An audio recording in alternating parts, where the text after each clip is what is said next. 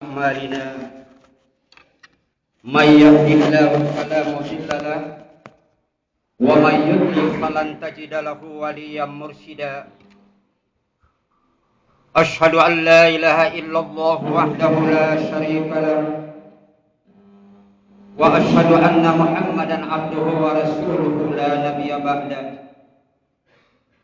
والصلاة والسلام على رسول الله محمد وعلى آله وصحبه ومن تبعهم بإحسان إلى يوم الدين أما بعد فيا أيها الناس أوصيكم بنفسي وتقوى الله فقد فاز المتقون فقال الله تعالى في كتابه الكريم أعوذ بالله من الشيطان الرجيم يا أيها الذين آمنوا اتقوا الله حق تقاته wala tamutunna illa wa antum muslimun.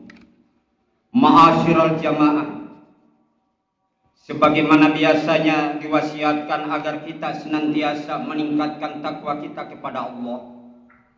Semoga maghfirah dan keberkahan hidup senantiasa diguyurkan Allah kepada kita sekalian.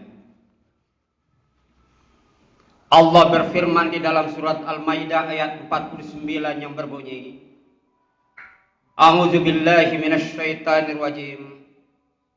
Wa anihkum bainahum bima anzalallahu wa la tattabi' ahwa'ahum wahdharhum ay yaftinuka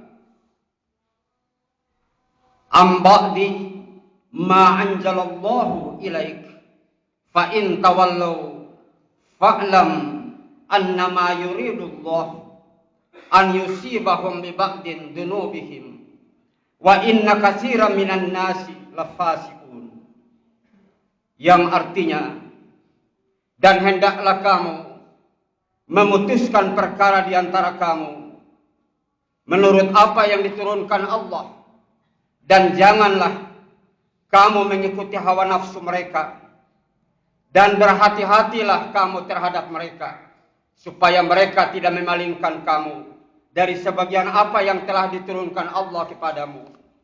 Jika mereka berpaling dari hukum atau aturan-aturan yang telah diturunkan Allah, maka ketahuilah bahwa Allah menghendaki akan menimpakan musibah kepada mereka disebabkan sebahagian dosa-dosa mereka, dan sesungguhnya kebanyakan dari mereka adalah manusia yang fasik. Ma'asyiral jamaah yarhamkumullah. Semenjak komunis diberikan tempat untuk hidup dan mengembangkan ajarannya di Indonesia, mereka sangat antusias melakukan kaderisasi, sehingga sampai kapanpun kader-kader komunis yang ada di Indonesia akan tetap berada pada komitmennya, dan ini berlangsung secara turun-temurun dari generasi demi generasi. Komunis dalam usaha untuk menyerang musuh utamanya, yakni agama Islam, lebih banyak dilakukan dengan pendekatan persuasif, sehingga terkesan di hati orang Muslim yang awam bahwa komunis itu baik, dan orang-orang komunis pun adalah orang Islam, dan bahkan mereka pun melaksanakan sholat. Demikian pula upaya yang mereka tempuh, seperti yang kita kenal dengan politik gelisah, membuat rakyat menjadi gelisah, panik alias galau, kata anak muda sekarang, dengan cara menimbun sembako, bahan bakar minyak, serta kebutuhan primer lainnya yang sangat dibutuhkan oleh masyarakat. Dan di saat masyarakat mengalami kepanikan itulah kemudian mereka turun memberikan bantuan agar mendapatkan simpati. Ini adalah cara-cara yang menurut orang sekarang pencitraan yang dilakukan oleh komunis dalam upaya untuk meraih simpati masyarakat. Kiprahnya di dunia politik, komunis dengan partainya Indonesia bernama PKI berupaya untuk mengembos lawan politiknya di masa itu, yakni partai politik Masyumi, dengan mendengungkan kata-kata agama jangan dicampur adukkan dengan politik, atau politik itu kotor dan agama itu bersih. Artinya dalam urusan politik kenegaraan agama janganlah dibawa-bawa. Dan strategi yang dibangun oleh komunis hingga pada saat ini masih tetap berpengaruh, seperti di dalam masjid-masjid tertentu khatib-khatib dihimbau agar di dalam khutbahnya dilarang untuk berbicara tema-tema politik kenegaraan dan hanya berbicara tentang tema-tema yang bersifat normatif. Ma'asyiral jamaah, Islam adalah agama rahmatan lil alamin. Sifatnya universal, kafah, mengatur semua aspek kehidupan manusia, terutama bagi orang yang beriman. Dalam setiap sendi kehidupan, Islam telah memberikan guidance atau memberikan arahan serta petunjuk agar kehidupan manusia selamat dari bencana dan ajab Allah. Al-Quranul Karim dan As-Sunnah memiliki prioritas utama sebagai sumber dan rujukan bangunan sistem kehidupan yang Islami. Islam telah menyediakan wacana dan hazana yang demikian banyak atas pelbagai dimensi kehidupan manusia di dalam beraktivitas, termasuk di dalamnya beraktivitas berpolitik dan bernegara. Islam memberi dasar-dasar yang kokoh bagi penyelenggaraan negara, karena tidaklah tepat bila dikatakan bahwa Islam sebagai agama yang terpisah dengan persoalan politik negara, sebagaimana pandangan dari kaum komunis dan kaum sekularisme. Agama Islam dengan ajarannya bersikap komprehensif, egaliter, serta tidak menyerah kepada unsur kependetaan. Islam merupakan sistem yang terpadu dan lengkap. Secara normatif, pijakan dasar untuk sebuah negara modern ada di dalam Islam. Kita dapat melihat prinsip syuro atau prinsip musyawarah misalnya adalah selaras dengan prinsip demokrasi dan merupakan salah satu model di dalam modern dewasa ini. Prinsip-prinsip yang lainnya misalnya HAM, keadilan, hak kalangan minoritas, prinsip-prinsip pengakuan akan realitas pluralisme, kebebasan berpendapat, check and balance atau mengingatkan dalam kebaikan dan kesadaran, serta kaidah-kaidah interaksi yang keadaban politik atau political civility dengan mudah ditemui atau didapat di dalam rujukannya di dalam ajaran Islam. Kajian-kajian mengenai pesan-pesan normatif Al-Quran dan As-Sunnah di dalam konteks tata kemasyarakatan dan kenegaraan telah banyak dikembangkan oleh para ulama dan cendekiawan-cendekiawan muslim terdahulu. Beberapa basis yang dapat kita temui di dalam Al-Quran dan As-Sunnah di sana menunjukkan bahwa Islam memiliki visi yang kuat terhadap terciptanya suatu negara yang sistematik, maju dan modern. Pertama, pemimpin menurut Islam adalah amanah dan prinsip meritokrasi atau pembagian wewenang atau politik berdasarkan dengan keahlian atau kemampuannya masing-masing.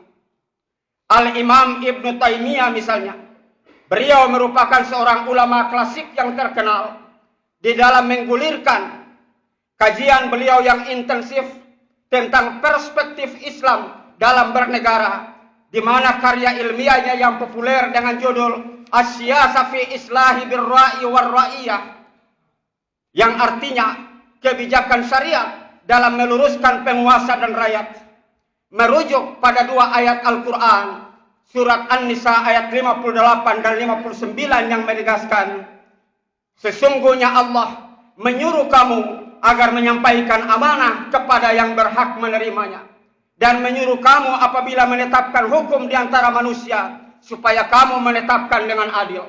Sesungguhnya Allah memberikan pengajaran yang sebaik-baiknya kepadamu. Sesungguhnya Allah Maha mendengar lagi Maha melihat. Hai orang-orang yang beriman, taatilah Allah dan taatilah Rasul dan pemimpin-pemimpin di antara kamu. Kemudian jika kamu berbeda pendapat tentang sesuatu, maka kembalikanlah ia kepada Allah atau kepada Al-Quran dan kepada Rasulnya atau As-Sunnah. Dalam konteks ini, Al-Imam Ibn Taymiyah hendak menandaskan bahwa para pemimpin haruslah menjaga amanah dan mampu menjalankan pemerintahan dengan adil. Bila amanah dan keadilan disia-siakan, maka kehancuranlah yang akan menanti.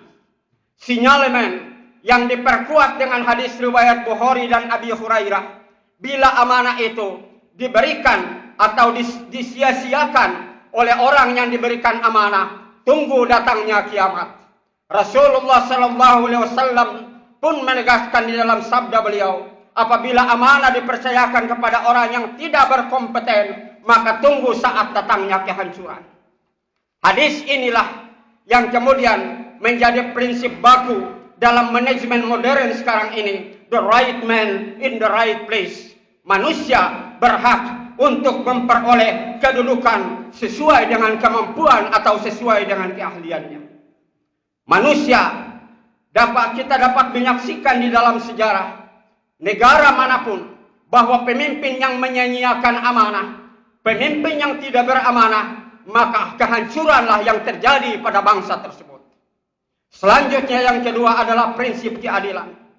Ayat di atas juga menuntut ditegakkannya keadilan. Negara harus dijalankan dengan prinsip keadilan. Banyak pesan Al-Quran yang perlu dicamkan di dalam konteks ini. Antara lain dalam surat Al-Maidah, "Wala tahrimannakum syana'anul qaumin ala alla adu ta'dilu." Janganlah kebencian kamu terhadap segolongan sehingga kamu membuat tidak adil terhadap mereka tersebut. Kamu mengambil keputusan dengan cara yang tidak adil akibat karena kamu membenci orang atau golongan tersebut. Selanjutnya yang ketiga, musyawarah atau syura. Konsep musyawarah mencerminkan musyawarah yang mendalam untuk menyelesaikan berbagai persoalan secara civilized. Dalam konteks masyarakat modern, demokrasi sangat sesuai dengan prinsip syura atau prinsip yang ada di dalam Islam. Prinsip syura menginspirasikan bahwa bangunan politik kenegaraan harus ditegakkan lewat sistem, bukan otoritas penguasa yang anti terhadap musyawarah. Selanjutnya yang keempat, penegakan hak asasi manusia dalam prinsip egalitarian. Islam tidak mengenal prinsip kependetaan alias eksklusivisme. Islam tidak mengenal pengkultusan terhadap seseorang.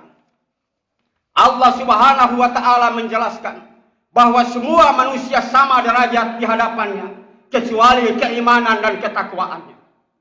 Syarat-syarat untuk menjadi manusia dan iman dan takwa juga tidak eksklusif.